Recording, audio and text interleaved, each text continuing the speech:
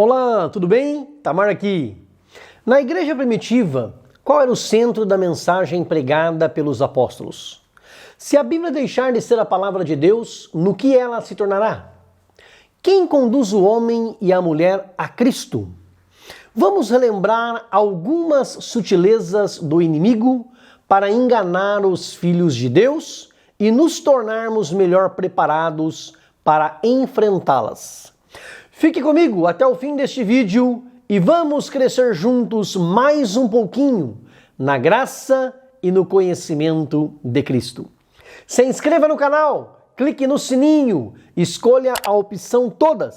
Já deixe o seu like, o seu gostei, clicando aí no joinha e compartilhe com todos os teus contatos. Deus te recompensará. Vem comigo.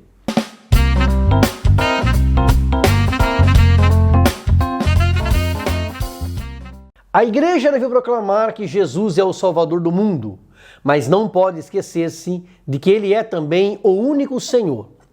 Jesus deve ser aceito por cada um de nós, tanto como nosso Salvador, quanto como nosso Senhor.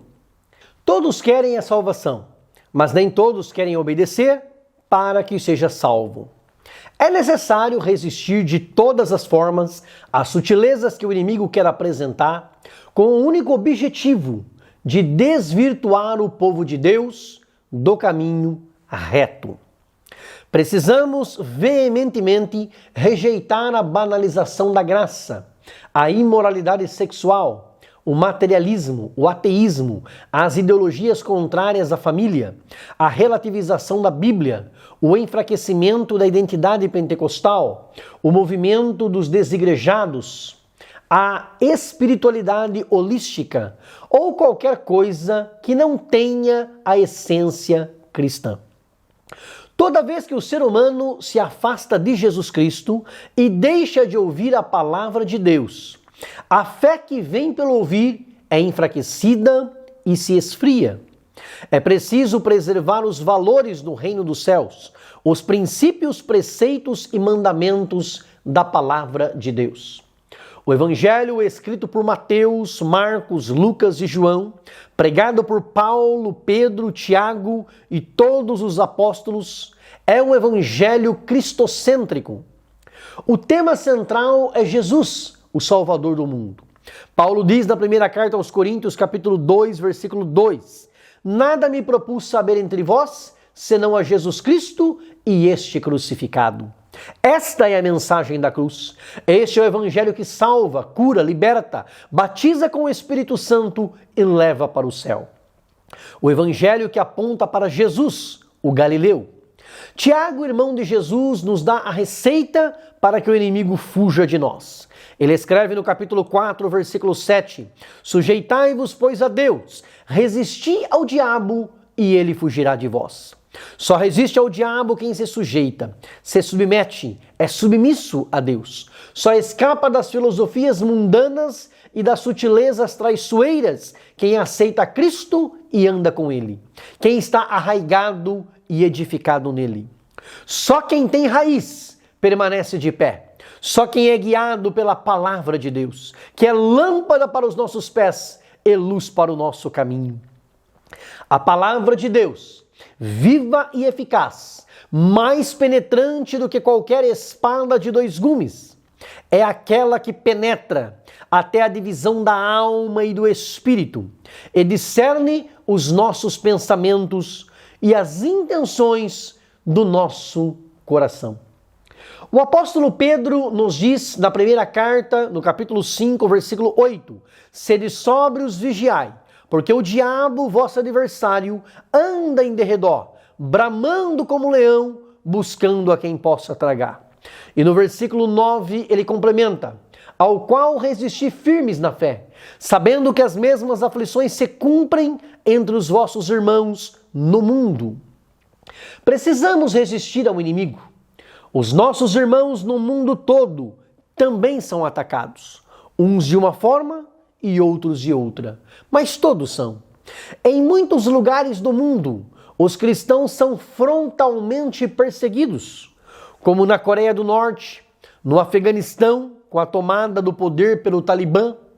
Na Nigéria, os cristãos são mortos, sequestrados, assediados sexualmente, sofrem abusos físicos e mentais, casas e igrejas são atacadas. Cristãos no mundo todo sofrem opressão por parte do islamismo, de governos ditadores, de governos comunistas, religiosos nacionalistas, do crime organizado, da corrupção. Mas aqui no Ocidente, embora a perseguição declarada seja muito menor, os ataques sutis acontecem o tempo todo.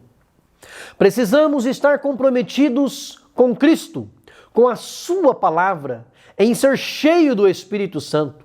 Deus espera de nós que o recebamos como Salvador e Senhor das nossas vidas. O apóstolo Pedro nos diz em Atos dos Apóstolos, capítulo 2, versículo 36, saiba, pois, com certeza toda a casa de Israel, que a esse Jesus a quem vós crucificastes, Deus o fez Senhor e Cristo.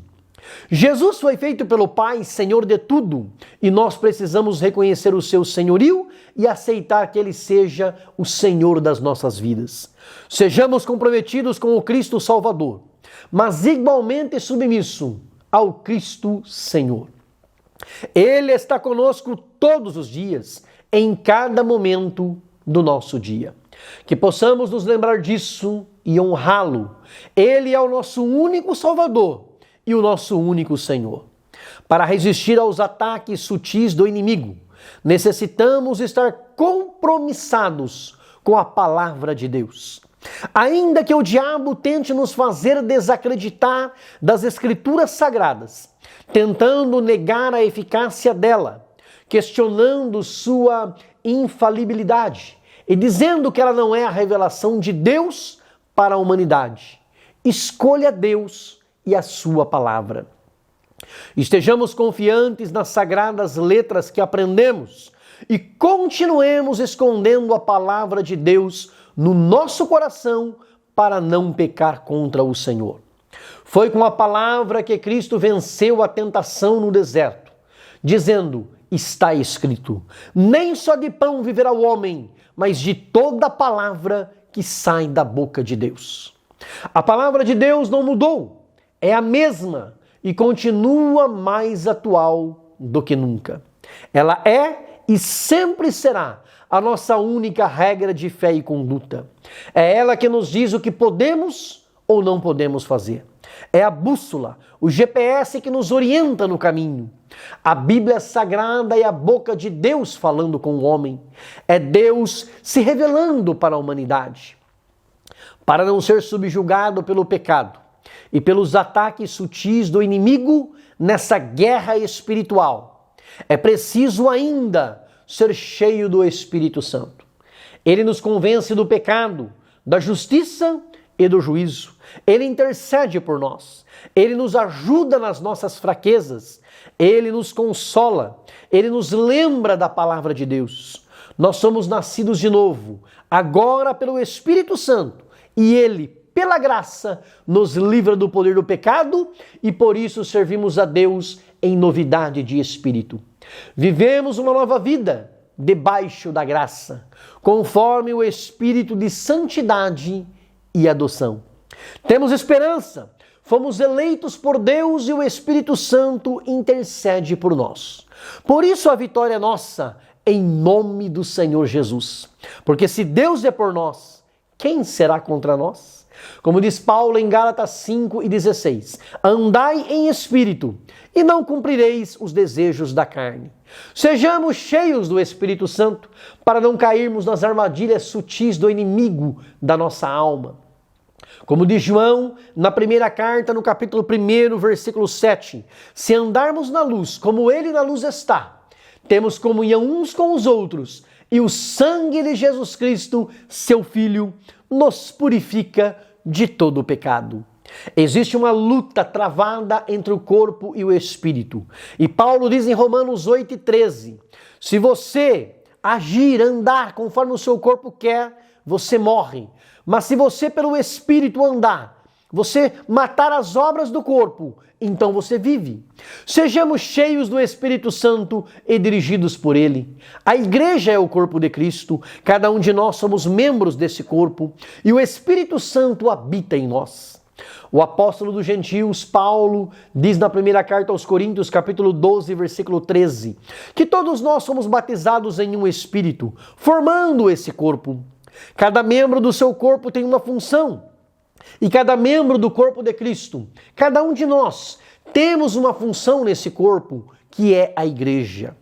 Fazer parte da igreja, ser membro desse corpo, que é a igreja de Cristo, é ter comunhão com a cabeça, que é Cristo, já que o corpo está ligado à cabeça. Quem não faz parte da igreja, não faz parte do corpo, logo não está ligado à cabeça. Vamos manter a nossa comunhão com a igreja, uns com os outros, com cada membro desse corpo, e assim estaremos ligados à cabeça. No mesmo capítulo 12, Paulo ainda diz nos versículos 25 e 26, para que não haja divisão no corpo, mas antes tenham os membros igual cuidado uns dos outros. De maneira que, se um membro padece, todos os membros padecem com ele. E se um membro é honrado, todos os membros se regozijam com ele. Isso é ser corpo de Cristo. O inimigo continua atacando a igreja, frontalmente ou sorrateiramente, descaradamente ou sutilmente. Mas a igreja, a noiva do Cordeiro, permanece edificada sobre a rocha que é Cristo e as portas do inferno não prevalecerão contra ela. Se você concorda que esta mensagem é de Deus, dá um like, clica no joinha, escreva no comentário "Eu concordo" e espalhe esta palavra de Deus para todos os teus contatos. Grande abraço, beijo no coração, fica com Deus.